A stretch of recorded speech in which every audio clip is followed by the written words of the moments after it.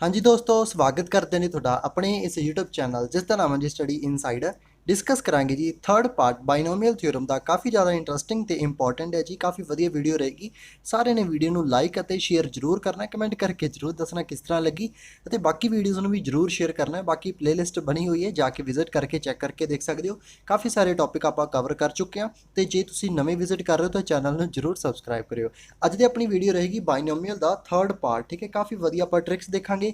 Middle term, general term ਤੇ some of terms ਦੇਖਾਂਗੇ ਕਿਸ ਤਰ੍ਹਾਂ ਆਪਾਂ ਫਾਈਂਡ ਕੀਤਾ ਸੀ ਪਹਿਲਾਂ ਵਾਲੀ, ਤੇ ਨਵੀਂ ਟ੍ਰਿਕਸ ਆਪਾਂ ਕਿਵੇਂ ਲੈ ਕੇ ਆਏ ਆ ਉਹਨਾਂ ਨੂੰ ਆਪਾਂ ਸਮਝਦੇ ਹਾਂ। ਤੇ ਸਭ ਤੋਂ ਪਹਿਲਾਂ ਜੇ ਆਪਾਂ ਗੱਲ ਕਰੀਏ ਕੱਲ ਵਾਲੀ ਜੋ ਵੀਡੀਓਜ਼ ਦੇ ਵਿੱਚ ਆਪਾਂ ਦੇਖਿਆ ਸੀ ਕਿ ਬਾਈਨੋਮੀਅਲ ਕੋਫੀਸ਼ੀਐਂਟ ਦੀਆਂ ਕੁਝ ਪ੍ਰੋਪਰਟੀਆਂ ਦੇਖੀਆਂ ਸੀ ਆਪਾਂ ਨੇ, ਜਿਸ ਤਰ੍ਹਾਂ ਕਿ ਤੁਸੀਂ ਦੇਖ ਸਕਦੇ ਹੋ NC0 NC2 NC4। ਇਸ ਨੂੰ ਨਾ ਆਪਾਂ ਡਾਇਰੈਕਟ ਵੀ ਲਿਖ ਸਕਦੇ ਹਾਂ, ਜਿਸ ਤਰ੍ਹਾਂ ਕਿ C0 + C1 + C2, ਠੀਕ ਹੈ, CN। ਇਸ ਤਰ੍ਹਾਂ ਵੀ ਤੁਸੀਂ ਇਹਨੂੰ ਰਿਪਰੈਜ਼ੈਂਟ ਕਰ ਸਕਦੇ ਹੋ। ਇਹਦਾ ਆਪਾਂ ਸਮ ਦੇਖਿਆ ਸੀ, ਜਦੋਂ ਸਾਰੀਆਂ ਟਰਮਾਂ ਵਿੱਚ ਆ ਜਾਂਦੀਆਂ ਨੇ ਤਾਂ ਇਹਨਾਂ ਦਾ ਜਿਹੜਾ ਸਮ ਹੁੰਦਾ ਹੈ, ਸਮ ਕਿਵੇਂ ਫਾਈਂਡ ਕਰਦੇ ਹੋ? 2 ਦੀ ਪਾਵਰ ਕੀ ਲਿਖਿਆ ਸੀ ਆਪਾਂ? N ਲਿਖਿਆ ਸੀ, ਰਾਈਟ, ਜਦੋਂ ਸਾਰੀਆਂ ਆ ਜਾਂਦੀਆਂ ਨੇ। ਬਟ ਜੇ ਆਪਾਂ ਗੱਲ ਕਰੀਏ ਇੱਥੇ ਸਿਰਫ ਔਡ ਨੰਬਰ ਆਫ ਟਰਮ ਆ ਜਾਣ, C1 + C3 + C5, ਠੀਕ ਹੈ, ਇਸ ਤਰ੍ਹਾਂ ਆ ਜਾਣ, ਦੈਨ ਇਹਨਾਂ ਦਾ ਜਿਹੜਾ ਸਮ ਹੁੰਦਾ ਉਹ 2 ਦੀ ਪਾਵਰ N-1 ਹੁੰਦਾ ਹੈ। ਸਿਮਿਲਰਲੀ ਜੇ ਆਪਣੇ ਕੋਲ ਆ ਜਾਵੇ C2 C0 ਤੋਂ ਸ਼ੁਰੂ ਹੋਏਗਾ, C2 C4 + C ਇਸੇ ਤਰ੍ਹਾਂ ਚੱਲਦਾ ਰਹੇਗਾ, ਠੀਕ ਹੈ ਨਾ, ਤਾਂ ਇਹਨਾਂ ਦਾ ਸਮ ਵੀ 2 ਦੀ ਪਾਵਰ N-1 ਹੋਏਗਾ। ਇਹ ਆਪਾਂ ਨੇ ਕੱਲ੍ਹ ਦੇਖ ਲਿਆ ਸੀ ਕਿ ਜਦੋਂ ਤੁਸੀਂ sum of coefficient of given term ਜੋ ਵੀ ਹੋਏਗਾ, ਜਾਂ ਔਡ ਟਰਮ ਜਾਂ ਆਲ ਟਰਮ ਜਾਂ ਈਵਨ ਟਰਮਸ ਹੋਣਗੀਆਂ, ਤਾਂ ਉਹਨਾਂ ਦਾ ਸਮ ਤੁਸੀਂ ਇਸ ਤਰ੍ਹਾਂ ਫਾਈਂਡ ਕਰ ਸਕਦੇ ਹੋ। ਠੀਕ ਹੈ ਨਾ, ਇਹਦੇ ਬੇਸ ਤੇ ਆਪਾਂ ਨੇ ਕੱਲ ਆਈ ਥਿੰਕ ਕੁਝ ਕੁਐਸਚਨ ਵੀ ਕੀਤੇ ਸੀ। ਇਹ ਦੇਖੋ ਸਾਰਾ ਕੁਝ ਲਿਖਿਆ ਹੈ ਪ੍ਰੋਪਰ, ਸਾਰੇ ਆਪਾਂ ਨੇ ਰੂਲ ਕੀਤੇ ਸੀ ਤੇ ਆਪਾਂ ਨੇ ਕਿਹਾ ਸੀ ਕਿ ਹਾਊ ਟੂ ਫਾਈਂਡ ਸਮ। ਆਪਾਂ ਕੀ ਕਰਦੇ ਹਾਂ, ਮੋਸਟਲੀ x ਦੀ ਵੈਲਿਊ 1 ਪੁੱਟ ਕਰਕੇ ਸਮ ਫਾਈਂਡ ਕਰ ਸਕਦੇ ਹਾਂ। ਬਾਕੀ ਮੈਂ ਤੁਹਾਨੂੰ ਇੱਕ ਕੁਐਸਚਨ ਵੀ ਦਿਖਾਇਆ ਸੀ ਕੱਲ ਕਿ ਫਾਈਂਡ ਦਾ sum of coefficient in 1 + x ਦੀ ਪਾਵਰ 100। ਤਾਂ ਦੇਖੋ 100 ਹੈ, ਸਮ ਆਫ ਕੋਫੀਸ਼ੀਐਂਟ ਸਾਰੀਆਂ ਟਰਮ ਆ ਗਈਆਂ ਤਾਂ ਬਸ 2 ਦੀ ਪਾਵਰ ਕੀ ਹੋ ਜਾਏਗਾ? 100 ਹੋ ਜਾਏਗਾ। ਤਾਂ ਇਹ ਇਸ ਤਰ੍ਹਾਂ ਕੁਐਸਚਨ ਕਰਨਾ ਸੀ। ਤੇ ਜੇ ਆਪਣੇ ਕੋਲੇ ਆ ਜਾਵੇ ਕਿ sum of coefficient of odd term, ਸਿਰਫ ਔਡ ਟਰਮ ਦਾ ਸਮ ਫਾਈਂਡ ਕਰਨਾ ਹੈ, ਜਿਸ ਤਰ੍ਹਾਂ ਕਿ 1 + x ਦੀ ਪਾਵਰ 70 ਆ ਗਿਆ, ਦੈਨ ਆਪਾਂ ਕਿਵੇਂ ਕਿਹਾ ਸੀ ਕਿ ਸਮ ਫਾਈਂਡ ਕਰਨ ਦੇ ਲਈ 2 ਦੀ ਪਾਵਰ 70 -1 ਕਰ ਦਿਓ, ਮਤਲਬ 2 ਦੀ ਪਾਵਰ N-1 ਕਰ ਦਿਓ, ਤਾਂ ਤੁਸੀਂ ਈਜ਼ੀਲੀ ਇਹਦਾ ਸਮ ਫਾਈਂਡ ਕਰ ਸਕਦੇ ਹੋ। ਇੱਕ ਤਾਂ ਆਪਾਂ ਇਹ ਟ੍ਰਿਕ ਕੀਤੀ ਹੈ। ਉਸ ਤੋਂ ਬਾਅਦ ਆਪਾਂ ਦੇਖਿਆ ਸੀ ਕਿ ਨੰਬਰ ਆਫ ਟਰਮਸ ਕਿਵੇਂ ਫਾਈਂਡ ਕਰਨੀਆਂ ਨੇ। ਨੰਬਰ ਆਫ ਟਰਮ ਜਿਸ ਤਰ੍ਹਾਂ ਕਿ A1 + A2 + AK, ਇਸ ਨੂੰ ਮੈਂ ਇਸ ਤਰ੍ਹਾਂ ਲਿਖ ਸਕਦਾ, ਜਿਸ ਤਰ੍ਹਾਂ ਕਿ ਤੁਹਾਨੂੰ ਦਿੱਤਾ ਹੋਇਆ 1 + 3x + y + z + k, ਕੁਛ ਵੀ ਹੋਈ ਜਾਵੇ, ਉਹਦੀ ਪਾਵਰ ਕੁਛ ਦਿੱਤੀ ਹੈ, ਮੰਨ ਲਓ ਕੁਛ ਵੀ 100 ਦਿੱਤੀ ਹੈ, ਜੋ ਵੀ ਹੈ। ਤਾਂ ਆਪਾਂ ਇਹਨੂੰ ਕਿਵੇਂ ਦੇਖਿਆ ਸੀ? ਕੁਛ ਨਹੀਂ ਕਰਨਾ, ਪਹਿਲਾਂ ਤਾਂ ਇਹ ਨੰਬਰ ਆਫ ਜੋ ਡਿਜਿਟ ਨੇ ਉਹਨਾਂ ਨੂੰ ਕਾਊਂਟ ਕਰ ਲਓ। ਜਿਸ ਤਰ੍ਹਾਂ ਕਿ ਚਲੋ ਮੈਂ 4 ਦੀ ਪਾਵਰ 100 ਕਹਿ ਰਿਹਾ, ਠੀਕ ਹੈ ਨਾ, 1 2 3 4 4 ਹੈ ਨਾ, ਤਾਂ ਬਸ ਆਪਾਂ ਕੀ ਦੇਖਿਆ ਸੀ? 100 + 4 - 1 C 4 - 1, ਮਤਲਬ ਆਪਣਾ ਜੋ ਰੈਗੂਲਰ ਜੋ ਇੱਕ ਜਨਰਲ ਫਾਰਮੂਲਾ ਕੀ ਸੀ? N + K - 1 CK - 1, ਇਹ ਆਪਾਂ ਕਰ ਚੁੱਕੇ ਹਾਂ। ਤੇ ਇਸ ਤੋਂ ਬਾਅਦ ਇਹਨਾਂ ਦੋਨਾਂ ਹੀ ਜੋ ਪੁਆਇੰਟ ਨੇ, ਜੋ ਟ੍ਰਿਕ ਨੇ, ਦੇ ਨਾਲ ਮਿਲਦੀਆਂ ਜੁਲਦੀਆਂ ਆਪਾਂ ਇੱਕ ਦੋ ਹੋਰ ਟ੍ਰਿਕ ਕਰਦੇ ਹਾਂ।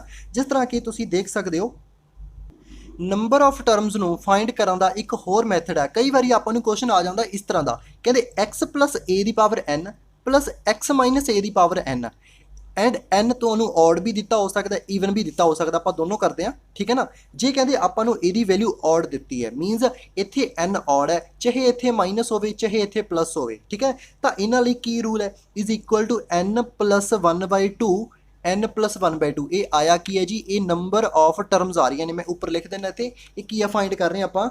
ਨੰਬਰ ਆਫ ਟਰਮਸ, ਠੀਕ ਹੈ ਨਾ, ਇਹ ਆਪਾਂ ਫਾਈਂਡ ਕਰ ਰਹੇ ਹਾਂ ਕਿ ਨੰਬਰ ਆਫ ਟਰਮਸ ਫਾਈਂਡ। ਤਾਂ ਜੇ ਕਈ ਵਾਰੀ ਇਸ ਤਰ੍ਹਾਂ ਦਾ ਕੁਐਸਚਨ ਆ ਗਿਆ, ਕਿਵੇਂ ਫਾਈਂਡ ਕਰਾਂਗੇ? ਜੇ ਤਾਂ ਤੁਹਾਨੂੰ n ਔਡ ਦਿੱਤਾ ਗਿਆ, ਤੇ ਇੱਥੇ ਚਾਹੇ ਪਲੱਸ ਹੋਵੇ ਚਾਹੇ ਇੱਥੇ ਮਾਈਨਸ ਹੋਵੇ, ਉੱਪਰ ਪਾਵਰ ਅੱਛਾ ਸੇਮ ਹੋਣੀ ਚਾਹੀਦੀ ਨੇ, XA ਮਾਈਨਸ ਪਲੱਸ ਚੈੱਕ ਕਰ ਲੈਣਾ, x + a the power n + x - a the power n, and ਫਿਰ ਇੱਥੇ ਵੀ ਮਾਈਨਸ ਆ ਜਾਏਗਾ। ਦੋਨੋਂ ਦਾ ਆਨਸਰ ਸੇਮ ਹੈ। ਜਿੰਨਾ ਵੀ n ਦਿੱਤਾ ਹੋਏਗਾ ਉਹਦੇ ਵਿੱਚ ਇੱਕ ਐਡ ਕਰ ਦਿਓ ਤੇ 2 ਨਾਲ ਡਿਵਾਈਡ ਕਰ ਦਿਓ, ਤੇ ਤੁਹਾਡਾ ਕੀ ਆ ਜਾਏਗਾ? ਨੰਬਰ ਆਫ ਟਰਮਸ ਆ ਜਾਣਗੀਆਂ। ਫਿਰ ਜੇ ਆਪਾਂ ਗੱਲ ਕਰੀਏ, ਜੇ ਇਹਦੀ ਵੈਲਿਊ ਈਵਨ ਆ ਗਈ, ਫਿਰ ਆਪਾਂ ਕਿਵੇਂ ਕਰਾਂਗੇ? ਦੇਖੋ ਜੀ, ਦੋਨਾਂ ਦੇ ਲਈ ਫਿਰ ਡਿਫਰੈਂਟ ਫਾਰਮੂਲਾ ਬਣ ਜਾਏਗਾ। x + a the power n + x - a the power n ਦੇ ਲਈ ਤਾਂ ਸੇਮ ਰਹੇਗਾ, n + 1/2। ਪਹਿਲਾਂ ਇੱਕ ਐਡ ਕਰੋ, ਫਿਰ 2 ਦੇ ਨਾਲ ਡਿਵਾਈਡ ਕਰਾਂਗੇ ਜੇ ਤਾਂ n ਈਵਨ ਹੈ। ਕਹਿੰਦੇ ਜੇ ਇੱਥੇ ਮਾਈਨਸ ਆ ਗਿਆ, ਫਿਰ ਕੀ ਰੂਲ ਹੈ? ਫਿਰ ਜਸਟ ਨਾ n/2 ਹੋਏਗਾ, ਹੋਰ ਕੁਝ ਨਹੀਂ ਕਰਨਾ। ਕੀ ਕਰਨਾ ਜੀ? ਸਿਰਫ n/2 ਕਰਨਾ ਹੈ, ਜੇ n ਕੀ ਹੈ ਜੀ? ਈਵਨ ਹੈ। ਤਾਂ ਇਹ ਦੋ ਫਾਰਮੂਲੇ ਸੀ ਆਪਾਂ ਨੇ ਜੋ ਕੀਤੇ ਨੇ ਅੱਜ। ਨਿਊ ਟ੍ਰਿਕ ਸਮਝੋ ਇਸ ਨੂੰ, ਠੀਕ ਹੈ ਨਾ। x plus A the power n plus x minus A the power n ਤਾਂ ਸੇਮ ਰਹੇਗਾ। ਦੇਖੋ ਤਿੰਨ ਸੇਮ ਨੇ, ਤਿੰਨ ਦੇ ਲਈ ਸੇਮ ਹੈ, ਬਟ ਸਿਰਫ ਇਹਦੇ ਲਈ ਜਦੋਂ ਇੱਥੇ ਮਾਈਨਸ ਆ ਗਿਆ ਤੇ n ਈਵਨ ਹੈ, ਉਹਦੇ ਲਈ ਸਿਰਫ n/2 ਹੋਏਗਾ। ਉਹਦੇ ਲਈ ਕੀ ਹੋਏਗਾ n/2। ਆਈ ਥਿੰਕ ਸਮਝ ਲੱਗ ਗਿਆ ਹੋਏਗਾ। ਤੇ ਮੈਂ ਨੈਕਸਟ ਚੱਲ ਰਹੇ ਹਾਂ ਤੇ ਨਾਲ ਦੀ ਨਾਲ ਆਪਾਂ ਹੁਣ ਕੁਐਸਚਨ ਵੀ ਕਰਦੇ ਹਾਂ ਤੇ ਕਹਿੰਦੇ find the number of terms in this. ਇਹਦੇ ਵਿੱਚ ਨੰਬਰ ਆਫ ਟਰਮਸ ਦੱਸੋ ਕਿੰਨੀਆਂ ਹੋਣਗੀਆਂ। ਹੁਣ ਤੁਹਾਨੂੰ ਪਤਾ ਲੱਗ ਗਿਆ ਜੀ ਰੂਲ ਕੀ ਹੈ। ਇੱਥੇ ਕੀ ਆ ਗਿਆ ਪਲੱਸ ਆ ਗਿਆ, ਇੱਥੇ ਮਾਈਨਸ, ਇੱਥੇ ਵੀ ਪਲੱਸ, ਠੀਕ ਹੈ। ਉੱਪਰ ਕਿਹੜੀ ਪਾਵਰ ਹੈ, ਉੱਪਰ ਦੇਖੋ ਔਡ ਹੈ ਜੀ, ਉੱਪਰ ਔਡ ਪਾਵਰ ਹੈ ਦੈਨ ਇੱਕੋ ਇੱਕ ਫੇਮਸ ਫਾਰਮੂਲਾ ਯਾਦ ਕਰ ਲਓ ਕਿਹੜਾ ਜੀ, n+1/2। ਇਹ ਯਾਦ ਕਰ ਲਓ। ਇਹ ਕੀ ਹੈ, ਨੰਬਰ ਆਫ ਟਰਮਸ ਨੇ। ਤਾਂ ਕਿੰਨਾ ਆ ਜਾਣਗੀਆਂ 5 + 1/2 ਆ ਜਾਏਗਾ। ਕਿੰਨਾ ਆ ਜਾਏਗਾ 6/2 = 3। ਮਤਲਬ ਆਂਸਰ ਕਿੰਨਾ ਆ ਗਿਆ ਜੀ ਆਪਣਾ C ਆ ਗਿਆ। ਤਾਂ ਬਸ ਇਹ ਅੱਛਾ ਇਹਨੂੰ ਚਾਹੇ ਖੋਲ ਕੇ ਦੇਖ ਲੈਣਾ, ਦੋਨਾਂ ਦੀ ਪਾਵਰਸ ਨੂੰ ਚਾਹੇ ਇਸ ਤਰ੍ਹਾਂ ਕਰ ਲੈਣਾ ਨਾ ਤੁਸੀਂ, x + 3 sorry a the power 3 ਲੈ ਲਓ plus x minus a the power 3 ਲੈ ਲਓ। ਇਸ ਨੂੰ ਖੋਲ ਕੇ ਦੇਖੋ ਤੇ ਚੈੱਕ ਕਰੋ ਇਹਦੀਆਂ ਨੰਬਰ ਆਫ ਟਰਮਸ ਕਿੰਨੀਆਂ ਹੋ ਜਾਣਗੀਆਂ। ਇਹਦੀਆਂ ਹੋ ਜਾਣਗੀਆਂ 4/2 = 2। ਇਹਨੂੰ ਸੋਲਵ ਕਰਕੇ ਦੇਖ ਲੈਣਾ, ਨੰਬਰ ਆਫ ਟਰਮਸ 2 ਹੀ ਬਚਣਗੀਆਂ। ਚੈੱਕ ਕਰਕੇ ਦੇਖ ਸਕਦੇ ਹੋ ਨਾ, ਅਪਲਾਈ ਕਰਕੇ ਦੇਖ ਸਕਦੇ ਆਪਾਂ ਨੂੰ ਰੂਲ ਕਿ ਨੈਚੁਰਲੀ ਇਹ ਅਪਲਾਈ ਹੋ ਵੀ ਰਿਹਾ ਜਾਂ ਨਹੀਂ। ਇਹ ਤਾਂ ਚਲੋ ਜ਼ਿਆਦਾ ਨੰਬਰ ਆਫ ਟਰਮਸ ਇਸ ਨੂੰ ਆਪਾਂ ਸੋਲਵ ਨਹੀਂ ਕਰ ਸਕਦੇ, ਬਟ ਇਸ ਨੂੰ ਤੁਸੀਂ ਸੋਲਵ ਕਰਕੇ ਦੇਖ ਲੈਣਾ, 2 ਹੀ ਬਚਣਗੀਆਂ। ਤਾਂ ਇਸ ਤਰ੍ਹਾਂ ਤੁਸੀਂ ਇਸ ਤਰ੍ਹਾਂ ਦੀ ਕੁਐਸਚਨ ਆਪਾਂ ਕਰਦੇ ਹਾਂ। ਹੁਣ ਆਪਾਂ ਅੱਗੇ ਚੱਲਦੇ ਹਾਂ। ਇਸ ਤੋਂ ਬਾਅਦ ਆਪਾਂ ਡਿਸਕਸ ਕਰਨਾ ਜੀ general term and middle term. ਬਹੁਤ ਜ਼ਿਆਦਾ ਇੰਪੋਰਟੈਂਟ ਹੈ ਜੀ। ਇਹਦੇ ਬੇਸ ਤੇ ਤੁਹਾਨੂੰ ਮੈਂ ਕੁਐਸਚਨ ਵੀ ਦਿਖਾਊਂਗਾ ਪ੍ਰੀਵੀਅਸ ਈਅਰ ਵਾਲੇ ਪੇਪਰ ਦੇ। ਆਪਾਂ ਸਾਰੇ ਕੁਐਸਚਨ ਡਿਸਕਸ ਕਰਾਂਗੇ ਅੱਜ। ਬਹੁਤ ਵਧੀਆ ਵੀਡੀਓ ਰਹੇਗੀ, ਇਸ ਦੇ ਵਿੱਚ ਸਾਰੇ ਤੁਹਾਨੂੰ ਕੁਐਸਚਨ ਮਿਲਣਗੇ ਪ੍ਰੀਵੀਅਸ ਈਅਰ ਪੇਪਰ ਦੇ। ਦੇਖੋ ਕਹਿੰਦੇ ਜਨਰਲ ਟਰਮ ਤੇ ਮਿਡਲ ਟਰਮ ਦੇ ਵਿੱਚੋਂ ਪਹਿਲਾਂ ਆਪਾਂ ਜਨਰਲ ਟਰਮ ਦੀ ਗੱਲ ਕਰਦੇ ਹਾਂ, ਠੀਕ ਹੈ ਨਾ। ਜਨਰਲ ਟਰਮ ਕੀ ਹੁੰਦੀ ਹੈ ਤੁਹਾਨੂੰ ਪਤਾ ਜੀ, x + y ਦੀ ਪਾਵਰ n ਨੂੰ ਆਪਾਂ ਕਿਵੇਂ ਐਕਸਪੈਂਡ ਕਰਦੇ ਹਾਂ, nc0 x ਦੀ ਪਾਵਰ n ਫਿਰ y ਦੀ ਪਾਵਰ 0, ਦੋਨਾਂ ਦਾ ਜੋੜ ਕਿੰਨਾ ਹੋਣਾ ਚਾਹੀਦਾ, ਹਮੇਸ਼ਾ n ਹੋਣਾ ਚਾਹੀਦਾ, ਪਲੱਸ nc1 x ਦੀ ਪਾਵਰ n-1 y ਦੀ ਪਾਵਰ 1, ਜੋੜ ਸੇਮ ਹੋਣਾ ਚਾਹੀਦਾ, nc2 x ਦੀ ਪਾਵਰ n-2 y ਦੀ ਪਾਵਰ 2। ਇਸੇ ਤਰ੍ਹਾਂ ਚੱਲਦੇ ਜਾਵਾਂਗੇ। ਇਹਦੇ ਵਿੱਚ ਆਪਾਂ ਜਨਰਲ ਟਰਮ ਮਤਲਬ ਮੈਂ ਕੋਈ ਵੀ ਰੈਂਡਮਲੀ ਤੁਹਾਨੂੰ ਟਰਮ ਕਹਿ ਦੇਵਾਂ ਆਰ ਟਰਮ ਪਤਾ ਕਰੋ ਕਿਵੇਂ ਕਰੋਗੇ, ਤਾਂ ਉਹ ਆਪਾਂ ਟਰਮ ਕਿਵੇਂ ਫਾਈਂਡ ਕਰਨੀ ਹੈ, ਉਹਦਾ ਮੈਥਡ ਇਹ ਹੈ ਜੀ ਜਨਰਲ ਟਰਮ ਦਾ TR+1 ਟਰਮ ਆਪਾਂ ਨੇ ਫਾਈਂਡ ਕਰਨੀ ਹੈ। ਕਿਵੇਂ ਫਾਈਂਡ ਕਰਾਂਗੇ, NCR x ਦੀ ਪਾਵਰ n-r ਹੋ ਜਾਏਗਾ ਤੇ y ਦੀ ਪਾਵਰ r ਹੋ ਜਾਏਗਾ। ਇਹ ਤੁਹਾਨੂੰ ਪਤਾ ਹੀ ਹੈ, ਆਪਾਂ ਪਹਿਲਾਂ ਵੀ ਇਹਨੂੰ ਕਾਫੀ ਵਾਰ ਯੂਜ਼ ਕਰ ਚੁੱਕੇ ਹਾਂ। ਇਸ ਤੋਂ ਬਾਅਦ ਜੇ ਮੈਂ ਤੁਹਾਨੂੰ ਕਹਾਂ ਕਿ ਨਾ ਇੱਥੇ x + y ਦੀ ਜਗ੍ਹਾ ਤੇ ਮੈਂ ਸਿਰਫ 1 + x ਲਵਾਂ ਤਾਂ ਮੇਰਾ ਹੋਰ ਵੀ ਥੋੜਾ ਸੌਖਾ ਹੋ ਜਾਏਗਾ ਇਹ ਵਾਲਾ ਫਾਰਮੂਲਾ। NCR ਸਿਰਫ x ਦੀ ਪਾਵਰ r ਬਚ ਜਾਏਗਾ, ਕਿਉਂਕਿ ਜਿਹੜਾ y ਦੀ ਪਾਵਰ n-r ਹੈ ਉਹ ਤਾਂ ਖਤਮ ਹੋ ਗਿਆ ਨਾ। ਇੱਥੇ ਤਾਂ 1 ਦੀ ਪਾਵਰ ਕੁਝ ਵੀ ਆ ਜਾਵੇ ਉਹ 1 ਹੀ ਹੁੰਦਾ, ਤਾਂ ਆਪਣਾ ਥੋੜਾ ਜਿਹਾ ਇਹ ਫਾਰਮੂਲਾ ਹੋਰ ਵੀ ਸੌਖਾ ਹੋ ਗਿਆ। ਇਹਨੂੰ ਵੀ ਆਪਾਂ ਯਾਦ ਕਰ ਸਕਦੇ ਹਾਂ, ਹੈ ਨਾ। ਇਸ ਤੋਂ ਬਾਅਦ ਆਪਾਂ ਕੁਝ ਕੁਐਸਚਨ ਕਰਕੇ ਦੇਖਦੇ ਹਾਂ। ਕੁਐਸਚਨ ਨਹੀਂ, ਇੱਕ ਹੋਰ ਕੰਸੈਪਟ ਹੈ, ਬਹੁਤ ਸੋਹਣਾ ਕੰਸੈਪਟ ਹੈ। ਕਹਿੰਦੇ ਜੇ ਤੁਹਾਨੂੰ ਪੁੱਛਿਆ ਜਾਵੇ find 5th term from beginning, ਮਤਲਬ ਸ਼ੁਰੂਆਤ ਤੋਂ, ਜਿਸ ਤਰ੍ਹਾਂ ਕਿ ਇਹ ਪਹਿਲੀ ਹੋ ਗਈ, ਇਹ ਦੂਸਰੀ, ਇਹ ਤੀਸਰੀ, ਤੇ ਮੈਂ ਸ਼ੁਰੂਆਤ ਤੋਂ 3rd ਟਰਮ ਪੁੱਛਿਆ ਤਾਂ ਤੁਸੀਂ ਈਜ਼ੀਲੀ ਫਾਈਂਡ ਕਰ ਲਓਗੇ ਕਿ nc2 x ਦੀ power n-2 y the power 2। Okay, but ਜੇ ਮੈਂ ਤੁਹਾਨੂੰ ਕਹਿ ਦੇਵਾਂ ਕਿ ਫਰੋਮ ਦਾ ਐਂਡ ਫਾਈਂਡ ਕਰੋ, ਫਰੋਮ ਐਂਡ, ਫਿਰ ਕਿਵੇਂ ਫਾਈਂਡ ਕਰੋਗੇ। ਇਹ ਇੱਥੇ ਆਪਾਂ ਇੱਕ ਹੋਰ ਵਧੀਆ ਕੰਸੈਪਟ ਹੈ ਕਿ ਜੇ ਤੁਹਾਨੂੰ ਪੁੱਛਿਆ ਜਾਵੇ, ਜਿਸ ਤਰ੍ਹਾਂ ਕਿ ਨਾ ਇਹ ਵਾਲਾ ਕੁਐਸਚਨ ਹੈ x + y ਦੀ ਪਾਵਰ ਕਿੰਨਾ ਹੈ, n ਹੈ, ਤੇ ਮੈਂ ਤੁਹਾਨੂੰ ਕਿਹਾ ਕਿ ਨਾ 5ਵੀਂ ਟਰਮ ਪਤਾ ਕਰੋ ਫਰੋਮ ਬਿਗਨਿੰਗ। ਇਹ ਥੋੜਾ ਗਲਤ ਹੋ ਗਿਆ, ਬਿਗਨਿੰਗ ਸੈੱਟ ਕਰ ਲੈਣਾ। Find 5th term from beginning in the x + y the power n। Okay, 5th term ਕਿਵੇਂ ਫਾਈਂਡ ਕਰਾਂਗੇ, T4+1 ਲਿਖਾਂਗੇ, r ਦੀ ਵੈਲਿਊ 4 ਆ ਗਈ, ਤੇ ਕਿਵੇਂ ਲਿਖ ਦੂੰਗਾ ਮੈਂ NC4 x ਦੀ ਪਾਵਰ n-4 y ਦੀ ਪਾਵਰ 4। ਇਹ ਤਾਂ ਹੋ ਗਿਆ। ਬਟ ਜੇ ਮੈਂ ਤੁਹਾਨੂੰ ਕਹਾਂ ਕਿ ਨਾ ਪਿੱਛੋਂ ਪਤਾ ਕਰੋ, ਮਤਲਬ ਪਿੱਛੋਂ ਚੱਲੋ, ਲਾਸਟ ਟਰਮ ਤੋਂ ਚੱਲੋ ਤੇ 5ਵੀਂ ਟਰਮ ਦੇਖੋ ਕਿਹੜੀ ਹੈ। ਜਿਸ ਤਰ੍ਹਾਂ ਕਿ ਆਪਾਂ ਲਿਖ ਦਈਏ 1 + x + x² ਪਲੱਸ ਮੈਂ ਲਿਖ ਦੇਵਾਂ x³ ਪਲੱਸ x ਦੀ ਪਾਵਰ 4 ਪਲੱਸ x ਦੀ ਪਾਵਰ 5। ਚਲੋ ਇਹ ਮੇਰੇ ਕੋਲ ਕੋਈ ਬਾਈਨੋਮੀਅਲ ਐਕਸਪੈਂਸ਼ਨ ਆਈ ਹੈ। ਮੈਂ ਤੁਹਾਨੂੰ ਕਹਾਂ ਮੂਰੋਂ ਨਾ ਫਰੋਮ ਬਿਗਨਿੰਗ 3rd ਟਰਮ ਪਤਾ ਕਰੋ, ਪਹਿਲੀ, ਦੂਸਰੀ, ਤੀਸਰੀ, ਤਾਂ x² ਕੀ ਹੋ ਜਾਏਗੀ, 3rd ਟਰਮ ਹੋ ਜਾਏਗੀ ਨਾ, T3 ਹੋ ਜਾਏਗਾ, ਹੈ ਨਾ। ਬਟ ਜੇ ਮੈਂ ਤੁਹਾਨੂੰ ਕਹਾਂ ਪਿੱਛੋਂ ਪਤਾ ਕਰੋ, ਮਤਲਬ ਪਿੱਛੋਂ ਸ਼ੁਰੂ ਹੋ ਜਾਓ, ਪਹਿਲੀ, ਦੂਜੀ, ਤੀਜੀ, ਤਾਂ T3 ਪਿੱਛੋਂ ਕਿੰਨੀ ਆ ਜਾਏਗੀ, ਚਲੋ ਇਹਨੂੰ ਮੈਂ ਡੈਸ਼ ਲਿਖ ਦੇਣਾ, ਉਹ ਕਿੰਨੀ ਆਏਗੀ, x³ ਆਏਗੀ। ਤਾਂ ਆਪਾਂ ਇਹਨੂੰ ਕਿਵੇਂ ਫਾਈਂਡ ਕਰ ਸਕਦੇ ਹਾਂ। ਹੁਣ ਆਪਾਂ ਨੂੰ ਕੀ ਪਤਾ ਲੱਗੇਗਾ, ਮੈਂ ਤਾਂ ਇਹਦੀ x + y ਦੀ ਪਾਵਰ n ਕਹਿ ਰਿਹਾ, ਇਹਦੀ ਪਿੱਛੋਂ ਪਤਾ ਕਰੋ 5ਵੀਂ ਟਰਮ ਕਿੰਨੀ ਹੋਏਗੀ। ਤਾਂ ਕੁਛ ਨਹੀਂ ਕਰਨਾ, ਇੱਕ ਕੰਸੈਪਟ ਹੈ, ਦੇਖੋ ਕੰਸੈਪਟ ਕੀ ਹੈ, ਕਹਿੰਦੇ 5th term from the end. ਕੀ ਕਰਨਾ ਆਪਾਂ ਨੇ, ਜਸਟ ਨਾ ਤੁਸੀਂ ਇਹਨਾਂ ਦੇ ਕੋਫੀਸ਼ੀਐਂਟ ਨੂੰ ਚੇਂਜ ਕਰ ਦਿਓ, ਮੀਨਸ ਇੱਕ ਦੂਜੇ ਨਾਲ ਸ਼ਿਫਟ ਕਰ ਦਿਓ। ਮੈਂ ਇਹਨੂੰ ਨਾ ਸ਼ਿਫਟ ਕਰਕੇ ਕੀ ਲਿਖ ਲਿਆ, y + x ਦੀ ਪਾਵਰ n, ਤੇ ਹੁਣ ਸੋਲਵ ਕਰ ਲਓ, ਬਸ ਹੋ ਗਿਆ। ਹੁਣ ਤੁਸੀਂ ਇਹਦਾ T5 ਫਰੋਮ ਬਿਗਨਿੰਗ ਫਾਈਂਡ ਕਰ ਲਓ, ਉਹ ਤੁਹਾਡਾ ਫਰੋਮ ਐਂਡ ਹੀ ਹੋਏਗਾ, ਠੀਕ ਹੈ ਨਾ। ਮੈਂ ਹੁਣ ਦੇਖੋ ਲਿਖਦਾ ਕਿੰਨਾ, ਮੈਂ ਮੰਨ ਲਓ 5 ਫਾਈਂਡ ਕਰਨਾ, T5 ਫਾਈਂਡ ਕਰਨਾ, ਕਿੰਨਾ ਆਏਗਾ, NC4 ਇੱਥੇ ਆਏਗਾ y ਦੀ ਪਾਵਰ n-4 ਅਤੇ x ਦੀ ਪਾਵਰ ਕਿੰਨਾ ਆਏਗਾ 4 ਆਏਗਾ। ਇਹ ਮੇਰਾ ਨਾ ਫਰੋਮ ਐਂਡ ਹੈ, ਉੱਪਰ ਤੇ ਨੀਚੇ ਵਾਲੇ ਨੂੰ ਕੰਪੇਅਰ ਕਰਕੇ ਦੇਖੋ, ਇਹ ਤਾਂ ਫਰੋਮ ਬਿਗਨਿੰਗ ਹੈ, ਇਹ ਮੇਰਾ ਫਰੋਮ ਐਂਡ ਹੈ। ਬਸ ਕਰਨਾ ਕੁਝ ਨਹੀਂ ਹੈ, ਇਹਨੂੰ ਜੋ ਕੋਫੀਸ਼ੀਐਂਟ ਹੋਣਗੇ, ਜੋ ਡਿਜਿਟ ਹੋਣਗੇ, ਉਹਨਾਂ ਨੂੰ ਤੁਸੀਂ ਉਲਟਾ ਕਰਕੇ ਲਿਖ ਲਓ। ਉਸ ਤੋਂ ਬਾਅਦ ਫਰੋਮ ਬਿਗਨਿੰਗ ਫਾਈਂਡ ਕਰ ਲਓ, ਉਹ ਤੁਹਾਡਾ ਫਰੋਮ ਐਂਡ ਹੀ ਹੋਏਗਾ। ਸਮਝ ਆਇਆ? ਇਹ ਤੁਹਾਡਾ ਕੰਸੈਪਟ ਸੀ ਬਹੁਤ ਵਧੀਆ, ਕਿ ਜਦੋਂ ਆਪਾਂ ਨੂੰ ਪਿੱਛੋਂ ਕਈ ਵਾਰੀ ਟਰਮ ਫਾਈਂਡ ਕਰਨੀ ਆ ਜਾਵੇ, ਠੀਕ ਹੈ ਨਾ, ਤਾਂ ਆਪਾਂ ਨੂੰ ਇਸ ਤਰ੍ਹਾਂ ਫਾਈਂਡ ਕਰਾਂਗੇ। ਬਹੁਤ ਵਧੀਆ ਕੁਐਸਚਨ ਬਣਦਾ ਇਸ ਦੇ ਉੱਪਰ, ਠੀਕ ਹੈ ਨਾ। ਇਸ ਤੋਂ ਬਾਅਦ ਆਪਾਂ ਗੱਲ ਕਰਦੇ ਹਾਂ ਮਿਡਲ ਟਰਮ ਦੀ। ਇਸ ਤੋਂ ਬਾਅਦ ਆਪਾਂ ਗੱਲ ਕਰਦੇ ਹਾਂ ਮਿਡਲ ਟਰਮ ਦੀ। ਦੇਖੋ ਜੀ ਮਿਡਲ ਟਰਮ ਆਪਾਂ ਕਿਵੇਂ, ਤਾਂ ਦੇਖੋ ਆਪਾਂ ਮਿਡਲ ਟਰਮ ਕਿਵੇਂ ਫਾਈਂਡ ਕਰ ਸਕਦੇ ਹਾਂ। ਦੇਖੋ ਬਹੁਤ ਹੀ ਸਿੰਪਲ ਜਿਹਾ ਕੰਸੈਪਟ ਹੈ। ਮਿਡਲ ਟਰਮ ਦੇ ਲਈ ਮੈਂ ਤੁਹਾਨੂੰ ਪਹਿਲਾਂ ਇੱਕ ਐਗਜ਼ਾਮਪਲ ਦੇਣਾ ਕਿ ਆਪਾਂ ਕਿਵੇਂ ਫਾਈਂਡ ਕਰਨੀ ਹੈ। ਦੇਖੋ ਜੀ, ਜੇ ਆਪਾਂ ਇੱਕ ਐਗਜ਼ਾਮਪਲ ਲਈਏ, ਜਿਸ ਤਰ੍ਹਾਂ ਕਿ 1 2 3 4 5 6, ਤਾਂ ਨੰਬਰ ਆਫ ਟਰਮ ਚੈੱਕ ਕਰੋ। 1 2 3 4 5 6 ਨੇ ਨਾ, ਤਾਂ ਤਿੰਨ ਇੱਧਰੋਂ ਛੱਡੀਆਂ ਆਪਾਂ, ਤਿੰਨ ਇੱਧਰੋਂ ਛੱਡੀਆਂ, ਤਾਂ ਆਪਾਂ ਨੂੰ ਕੋਈ ਮਿਡਲ ਟਰਮ ਨਹੀਂ ਮਿਲ ਰਹੀ। ਮਤਲਬ ਇਹਦੀਆਂ ਦੋ ਕੀ ਹੋਣਗੀਆਂ, ਮਿਡਲ ਟਰਮ ਹੋਣਗੀਆਂ, ਰਾਈਟ। ਦੋ ਮਿਡਲ ਟਰਮ ਹੋਣਗੀਆਂ ਨਾ ਇਸ ਨੰਬਰ ਆਫ ਟਰਮ ਦੇ ਲਈ। ਜੇ ਮੈਂ ਇੱਥੇ ਔਡ ਨੰਬਰ ਲੈ ਲਵਾਂ 1 2 3 4 ਐਂਡ 5, ਤਾਂ ਇਹਦੇ ਲਈ ਸਿਰਫ ਇੱਕ ਨੰਬਰ ਆਫ ਕੀ ਹੋਏਗੀ, ਮਿਡਲ ਟਰਮ ਹੋਏਗੀ। ਮਤਲਬ ਡਿਪੈਂਡ ਕਰਦਾ ਨਾ ਕਿ ਕਾਊਂਟਿੰਗ ਕਿੰਨੀ ਹੈ। ਜੇ ਤਾਂ ਇੱਥੇ ਈਵਨ ਨੰਬਰ ਆ ਰਿਹਾ ਤਾਂ ਦੋ ਮਿਡਲ ਟਰਮ ਨੇ, ਜੇ ਔਡ ਆ ਰਿਹਾ ਤਾਂ ਇੱਕ ਨੰਬਰ, ਇੱਕ ਟਰਮ ਕੀ ਹੈ, ਮਿਡਲ ਹੈ। ਬਟ ਆਪਾਂ ਨੂੰ ਤਾਂ ਹੁਣ ਕੁਐਸਚਨ ਦੇ ਵਿੱਚ n ਦਿੱਤਾ ਹੋਏਗਾ, ਜਿਸ ਤਰ੍ਹਾਂ ਕਿ ਮਿਡਲ ਟਰਮ ਦੇਖੋ ਇੱਥੇ x + y ਦੀ ਪਾਵਰ n, ਇਸ ਤਰ੍ਹਾਂ ਦੀ ਕੋਈ ਐਕਸਪੈਂਸ਼ਨ ਹੋਏਗੀ। ਮੈਨੂੰ ਨਹੀਂ ਪਤਾ ਕਿਹੜੀ ਮਿਡਲ ਟਰਮ ਹੋਏਗੀ। ਕਿਵੇਂ ਫਾਈਂਡ ਕਰਾਂਗੇ?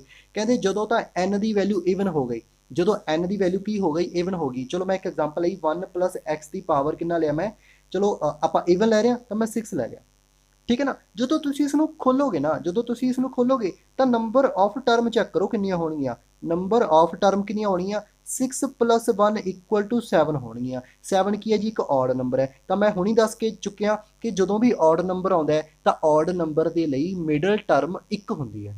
ਔਡ ਨੰਬਰ ਦੇ ਲਈ ਮਿਡਲ ਟਰਮ 1 ਹੁੰਦੀ ਹੈ, ਤਾਂ ਇਹਦੀ ਮਿਡਲ ਟਰਮ ਕਿੰਨੀ ਆਏਗੀ, 1 ਆਏਗੀ। ਤੇ ਕਿੰਨੀ ਹੋਏਗੀ, ਕੁਝ ਨਹੀਂ ਕਰਨਾ, n ਜਿਹੜਾ ਦਿੱਤਾ ਹੈ ਨਾ n 6, ਉਹਦਾ ਕੀ ਕਰ ਦਿਓ, ਹਾਫ ਕਰ ਦਿਓ, ਉਹਦੇ ਵਿੱਚ 1 ਕਰ ਦਿਓ ਐਡ। ਇਹ ਜਿਹੜੀ ਟਰਮ ਹੋਏਗੀ ਇਹਨੂੰ ਫਾਈਂਡ ਕਰ ਲਓ, ਇਹ ਤੁਹਾਡੀ ਮਿਡਲ ਟਰਮ ਹੋਏਗੀ। ਇੱਕ ਤਾਂ ਇਹ ਕੰਸੈਪਟ ਹੋ ਗਿਆ। ਨੰਬਰ 2, ਜੇ ਆਪਾਂ ਲੈ ਲਈਏ 1 + x ਦੀ ਪਾਵਰ 7, ਮਤਲਬ ਇੱਕ ਔਡ ਨੰਬਰ, n ਦੀ ਵੈਲਿਊ, ਸੌਰੀ n ਦੀ ਵੈਲਿਊ ਕੀ ਹੋ ਗਈ, ਔਡ ਹੋ ਗਈ।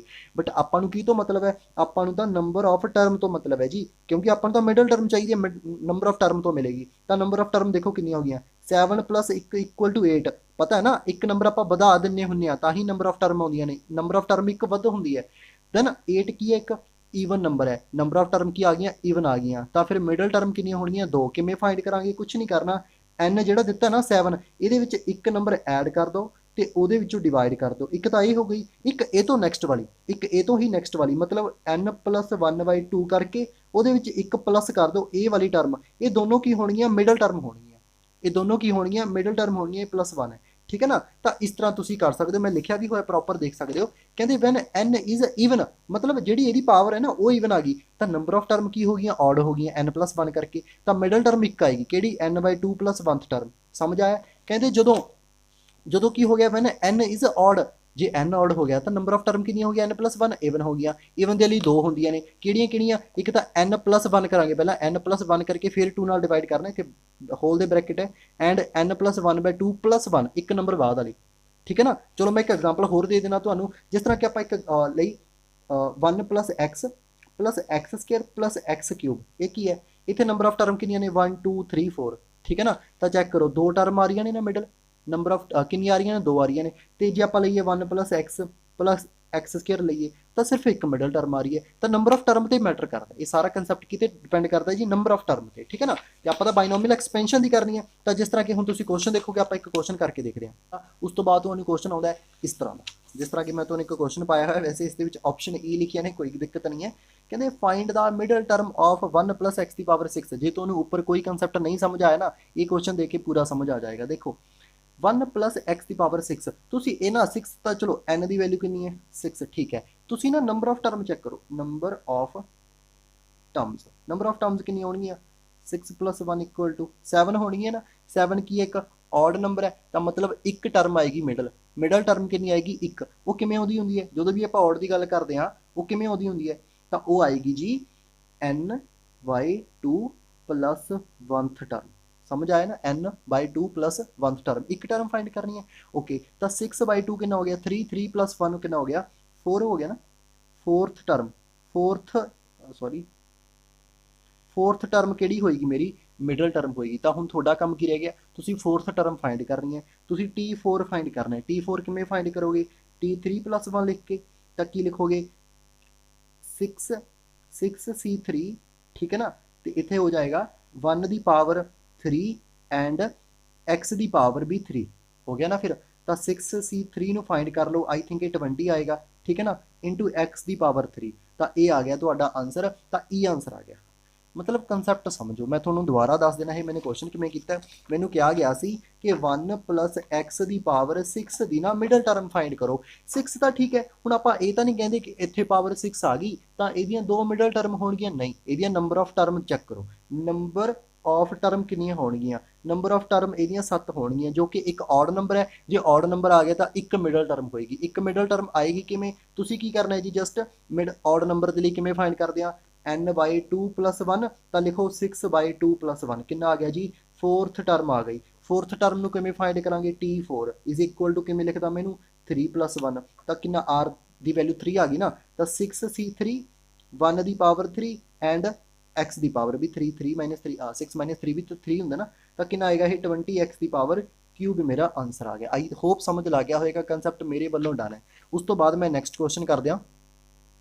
ਹੁਣ ਇਹ ਵਾਲਾ ਕੁਐਸਚਨ ਆਇਆ ਹੋਇਆ ਤੁਹਾਡੇ 2016 ਦੇ ਪੇਪਰ ਦੇ ਵਿੱਚ, ਕਹਿੰਦੇ find the coefficient of middle term. ਹੁਣ ਤੁਹਾਨੂੰ ਟਰਮ ਨਹੀਂ ਪੁੱਛੀ, ਤੁਹਾਨੂੰ ਕੋਫੀਸ਼ੀਐਂਟ ਪੁੱਛ ਲਿਆ ਟਰਮ ਦਾ। ਕੰਸੈਪਟ ਤਾਂ ਸੇਮ ਹੈ ਨਾ, ਕਰਨਾ ਤਾਂ ਉਵੇਂ ਹੈ, ਬਸ ਆਪਾਂ x ਵਾਲੀ ਟਰਮ ਨੂੰ ਛੱਡ ਦੇਵਾਂਗੇ। ਤਾਂ ਕਿਵੇਂ ਕਰਨਾ ਹੈ, ਕਹਿੰਦੇ 3x + 2 ਦੀ ਪਾਵਰ 4, 3x + 2 ਦੀ ਪਾਵਰ 4, ਸੇਮ ਗੱਲ। ਤਾਂ n ਦੀ ਵੈਲਿਊ ਲਿਖ ਲਓ ਪਹਿਲਾਂ, ਤਾਂ n ਦੀ ਵੈਲਿਊ ਮੈਂ ਲਿਖ ਲਈ। ਉਸ ਤੋਂ ਬਾਅਦ ਲਿਖੋ ਜੀ number of term, number of terms ਲਿਖੋ ਕਿੰਨੀਆਂ ਹੋ ਗਈਆਂ, 4 + 1 = 5, ਜੋ ਕਿ ਇੱਕ ਔਡ ਨੰਬਰ ਹੈ।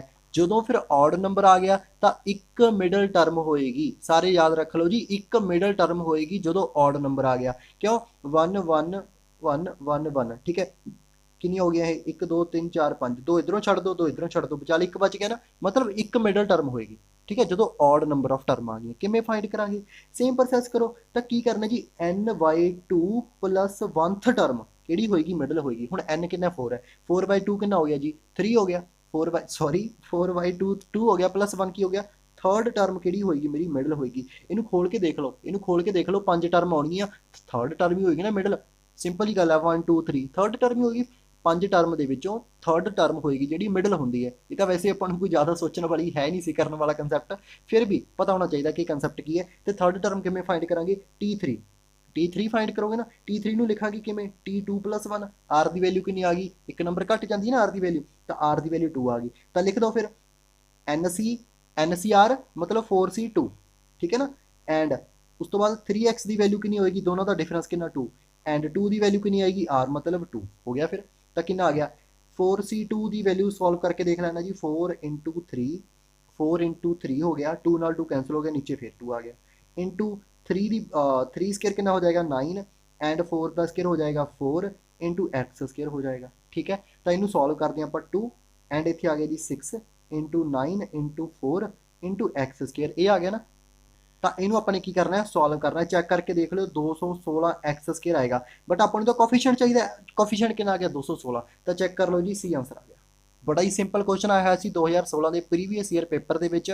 ਇਹ ਤੁਹਾਡਾ ਕੁਐਸਚਨ ਆਪਾਂ ਇਹਨੂੰ ਵੀ ਸੋਲਵ ਕਰ ਲਿਆ, ਬੜਾ ਹੀ ਸੌਖਾ ਲੱਗਿਆ। ਤੇ ਬਾਕੀ ਤੁਸੀਂ ਦੱਸੋ ਤੁਹਾਨੂੰ ਕਿਵੇਂ ਲੱਗਿਆ। ਆਪਾਂ ਲਾਸਟ ਕੁਐਸਚਨ ਕਰਦੇ ਹਾਂ ਜੀ ਅੱਜ ਦੀ ਵੀਡੀਓ ਦਾ। ਕਹਿੰਦੇ ਇਹ ਵੀ 2016 ਦਾ ਪੇਪਰ ਕੁਐਸਚਨ ਹੈ। ਕਹਿੰਦੇ ਫਾਈਂਡ ਕੌਨਸਟੈਂਟ ਟਰਮ। ਇਹ ਵੈਸੇ ਮੈਂ ਤੁਹਾਨੂੰ ਕੁਐਸਚਨ ਇਸ ਲਈ ਪਾਇਆ ਕਿਉਂਕਿ ਇਹ ਵਾਲਾ ਕੰਸੈਪਟ ਆਪਾਂ ਕੱਲ ਵਾਲੀ ਵੀਡੀਓ ਦੇ ਵਿੱਚ ਕਰ ਚੁੱਕੇ ਹਾਂ। ਜੇ ਤੁਸੀਂ ਪਹਿਲਾਂ ਵਾਲੀ ਵੀਡੀਓ ਦੇਖ ਲਈ ਹੈ ਤਾਂ ਤੁਸੀਂ ਇਹ ਕੁਐਸਚਨ ਨੂੰ ਕਰ ਸਕਦੇ ਹੋ, ਅਦਰਵਾਈਜ਼ ਦੇਖ ਕੇ ਕਰ ਲੈਣਾ ਵੀਡੀਓ, ਠੀਕ ਹੈ ਨਾ। ਲਿੰਕ ਤੁਹਾਨੂੰ ਕਿਤੇ ਨਾ ਕਿਤੇ ਮਿਲ ਹੀ ਜਾਏਗਾ ਜਾਂ ਤੁਹਾਨੂੰ ਪਲੇਲਿਸਟ ਮਿਲ ਜਾਏਗੀ। ਤਾਂ ਦੇਖੋ ਫਾਈਂਡ ਕੌਨਸਟੈਂਟ ਟਰਮ ਇਨ ਦਿਸ x - 1/x ਦੀ ਪਾਵਰ 10। ਤਾਂ ਕਿਵੇਂ ਕਰਦੇ ਆ ਦੇਖ ਲੈਂਦੇ ਆਪਾਂ ਕਿਵੇਂ ਕਰਨਾ ਹੈ। ਤਾਂ ਦੇਖੋ ਕੱਲ ਆਪਾਂ ਨੇ ਕੀ ਕਨਸੈਪਟ ਕੀਤਾ ਸੀ ਕਿ ਤੁਸੀਂ ਜਸਟ ਇੱਕ ਚੀਜ਼ ਯਾਦ ਰੱਖ ਲਓ, NP/P + Q। ਵੈਸੇ ਨਾ ਇੱਥੇ -r ਵੀ ਹੁੰਦਾ, ਮੈਂ ਕੱਲ ਦੱਸਿਆ ਨਹੀਂ ਸੀ ਕਿਉਂਕਿ ਜ਼ਰੂਰਤ ਨਹੀਂ ਸੀ ਇਸ ਦੀ। NP/P + Q, ਇਹ r ਕੀ ਹੁੰਦਾ ਨਾ, r ਹੁੰਦਾ ਜਿਹੜੀ ਟਰਮ ਤੁਸੀਂ ਫਾਈਂਡ ਕਰ ਰਹੇ ਹੋ। ਮੈਂ ਤਾਂ ਕੌਨਸਟੈਂਟ ਟਰਮ ਫਾਈਂਡ ਕਰ ਰਿਹਾ, ਮਤਲਬ x ਦੀ ਪਾਵਰ ਕਿੰਨੀ ਹੋਏਗੀ 0। ਤਾਂ ਫਿਰ ਇੱਥੇ ਜਿਹੜਾ r ਹੋਏਗਾ ਉਹਦੀ ਵੈਲਿਊ ਕਿੰਨੀ ਹੋ ਗਈ, 0 ਹੋ ਗਈ। ਸਮਝ ਆਇਆ ਨਾ ਕੀ ਹੁੰਦਾ ਯਾਰ। ਤਾਂ ਮਤਲਬ x ਦੀ ਵੈਲਿਊ ਤਾਂ ਆਪਾਂ x ਦੀ ਪਾਵਰ ਕਿੰਨੀ ਹੈ 0 ਹੈ ਨਾ, ਤਾਂ ਆਪਾਂ ਇੱਥੇ 0 ਪੁੱਟ ਕਰ ਸਕਦੇ ਹਾਂ, ਠੀਕ ਹੈ ਨਾ। ਤੇ ਚਲੋ ਇਹਨੂੰ ਛੱਡੋ, ਆਪਣਾ ਆਨਸਰ ਕੀ ਆਏਗਾ ਉਹ ਦੇਖੋ। n ਕੀ ਹੁੰਦਾ, ਪਾਵਰ 10 ਆ ਗਈ।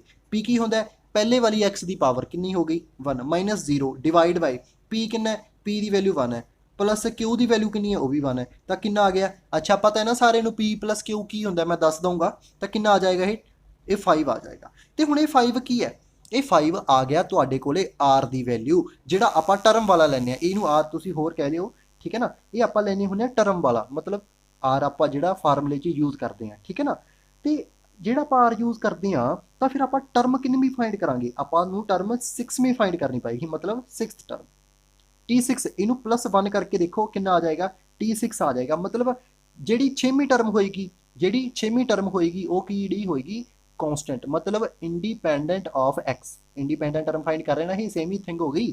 ਤਾਂ ਦੇਖ ਲਓ ਫਿਰ T6 ਫਾਈਂਡ ਕਰ ਲੈਨੇ ਆਪਾਂ, ਕਿੰਨਾ ਆ ਜਾਏਗਾ, T5 + 1 ਹੋ ਗਿਆ is equal to n 10c 5 into x ਦੀ ਪਾਵਰ 5 ਇੰਟੂ -1 x ਦੀ ਪਾਵਰ ਵੀ 5 ਹੋ ਗਿਆ। ਤਾਂ ਇਹ ਦੇਖ ਲਓ ਇਹ ਤਾਂ ਹੋ ਜਾਏਗਾ ਕੈਂਸਲ, ਬਟ -1 ਦੀ ਪਾਵਰ 5 ਇੱਕ ਮਾਈਨਸ ਬਾਹਰ ਆ ਜਾਏਗਾ। 10c5 ਨੂੰ ਆਪਾਂ ਸੋਲਵ ਕਰ ਲੈਂਦੇ ਹਾਂ, ਕਿੰਨਾ ਹੋ ਜਾਏਗਾ 10 ਇੰਟੂ 9 ਇੰਟੂ 8 ਇੰਟੂ 7 ਇੰਟੂ 6 5 ਨਾਲ 5 ਕੈਂਸਲ ਹੋ ਗਿਆ, ਐਂਡ 5 ਇੰਟੂ 4 ਇੰਟੂ 3 ਇੰਟੂ 2, ਠੀਕ ਹੈ ਨਾ।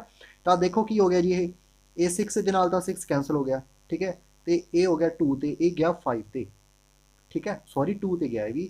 ਐਂਡ ਦੇਖ ਲਓ ਜੀ ਕਿੰਨਾ ਹੋ ਗਿਆ, ਇਹ ਹੋ ਗਿਆ 14, ਇਹ ਹੋ ਗਿਆ, ਇਹ 2 ਤੇ ਗਿਆ ਸੀ, ਇਹ ਹੋ ਗਿਆ 18। ਤਾਂ ਮਲਟੀਪਲਾਈ ਕਰ ਲਿਓ, ਨਾਲ ਮਾਈਨਸ ਆਏਗਾ, ਇਹਦਾ ਆਂਸਰ ਆਏਗਾ -252। ਮੈਂ ਚੈੱਕ ਕੀਤਾ ਹੋਇਆ, -252 ਆਂਸਰ ਆਏਗਾ ਇਹ ਵਾਲਾ, ਇਹ ਆਪਸ਼ਨ ਆਏਗੀ ਤੁਹਾਡੀ ਰਾਈਟ। ਬਹੁਤ ਘੈਂਟ ਕੁਐਸਚਨ ਹੈ ਜੀ, ਬਹੁਤ ਸੋਹਣੀ ਟ੍ਰਿਕ ਹੈ ਲਗਾਉਣ ਵਾਲੀ। NP -R ਨੂੰ ਛੱਡ ਦਿਓ, R ਨੂੰ ਛੱਡ ਦਿਓ, ਆਪਣੇ ਕੰਮ ਦਾ ਨਹੀਂ, ਕਿਉਂਕਿ ਆਪਾਂ ਨੂੰ ਕਾਂਸਟੈਂਟ ਟਰਮ ਆਏਗੀ ਪੇਪਰ ਦੇ ਵਿੱਚ ਆਲਵੇਜ਼। ਤਾਂ NP upon P + Q, ਇਹ ਜਿਹੜਾ NP P + Q ਹੁੰਦਾ, ਮੈਂ ਤੁਹਾਨੂੰ ਦੱਸ ਦੇਣਾ ਇੱਥੇ ਕੀ ਹੁੰਦਾ, ਇਹ ਐਵੇਂ ਹੁੰਦਾ A x ਦੀ power P upon C plus minus ਕੁਝ ਵੀ ਹੋਵੇ, ਠੀਕ ਹੈ ਨਾ। ਇੱਥੇ ਹੁੰਦਾ B upon, ਠੀਕ ਹੈ ਨਾ, D x ਦੀ ਪਾਵਰ Q ਦੀ ਪਾਵਰ N।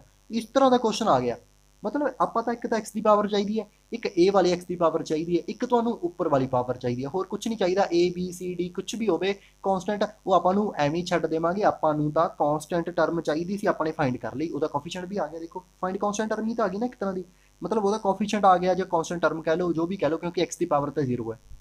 ਸਮਝ ਆਇਆ, ਬਹੁਤ ਵਧੀਆ ਕੰਸੈਪਟ ਸੀ। ਆਈ ਹੋਪ ਤੁਹਾਨੂੰ ਇਹ ਵਾਲੀ ਵੀਡੀਓ ਵਧੀਆ ਲੱਗੀ ਹੋਵੇ, ਤਾਂ ਵੀਡੀਓ ਨੂੰ ਦੱਬ ਕੇ ਸ਼ੇਅਰ ਕਰ ਦੇਣਾ, ਠੀਕ ਹੈ ਨਾ, ਆਪਣੇ ਸਾਰੇ ਦੋਸਤਾਂ ਮਿੱਤਰਾਂ ਦੇ ਨਾਲ, ਆਪਣੇ ਘਰੇ ਵੀ ਦਿਖਾ ਦੇਣਾ ਸਾਰੇ, ਠੀਕ ਹੈ ਨਾ, ਜਿੰਨੇ ਵੀ ਤੁਹਾਡੇ ਰਿਸ਼ਤੇਦਾਰ ਨੇ ਸਾਰਿਆਂ ਦੇ ਨਾਲ ਸ਼ੇਅਰ ਕਰ ਦੇਣਾ ਵੀਡੀਓ ਨੂੰ, ਜੋ ਵੀ ਪ੍ਰੈਪਰੇਸ਼ਨ ਕਰ ਰਹੇ ਨੇ ਮੈਥਮੈਟਿਕਸ ਦੀ, ਠੀਕ ਹੈ ਨਾ। ਤੇ ਚੈਨਲ ਨੂੰ ਜਰੂਰ ਸਬਸਕ੍ਰਾਈਬ ਕਰੋ ਜੇ ਤੁਸੀਂ ਨਹੀਂ ਕੀਤਾ। ਜੇ ਵਧੀਆ ਲੱਗ ਰਿਹਾ ਕੰਸੈਪਟ ਤਾਂ ਇੱਕ ਵਾਰੀ ਕਮੈਂਟ ਜ਼ਰੂਰ ਕਰ ਦੇਣਾ, ਕਿਉਂਕਿ ਤੁਹਾਡੇ ਕਮੈਂਟਸ ਤੇ ਲਾਈਕ ਬਹੁਤ ਜ਼ਿਆਦਾ ਮੈਟਰ ਕਰਦੇ ਨੇ। ਉਨੀ એનર્ਜੀ ਮਿਲਦੀ ਹੈ ਕੰਮ ਕਰਨ ਦੇ ਲਈ, ਉਨਾ ਹੀ ਵਧੀਆ ਆਪਾਂ ਹੋਰ ਕੰਮ ਕਰਾਂਗੇ। ਤੇ ਵੀਡੀਓ ਨੂੰ ਸ਼ੇਅਰ ਕਮੈਂਟ ਲਾਈਕ ਕਰ ਦੇਣਾ ਜੀ, ਤੇ ਮਿਲਦੇ ਹਾਂ ਨੈਕਸਟ ਵੀਡੀਓ ਦੇ ਨਾਲ। ਤੇ ਲਾਈਵ ਰਹੇਗਾ 4 ਵਜੇ, ਉਹ ਸਾਰੇ ਨੇ ਜ਼ਰੂਰ ਜੁਆਇਨ ਕਰਨਾ ਹੈ। ਐਂਡ ਥੈਂਕ ਯੂ ਜੀ, ਐਂਡ ਗੋਡ ਬਲੈਸ ਯੂ।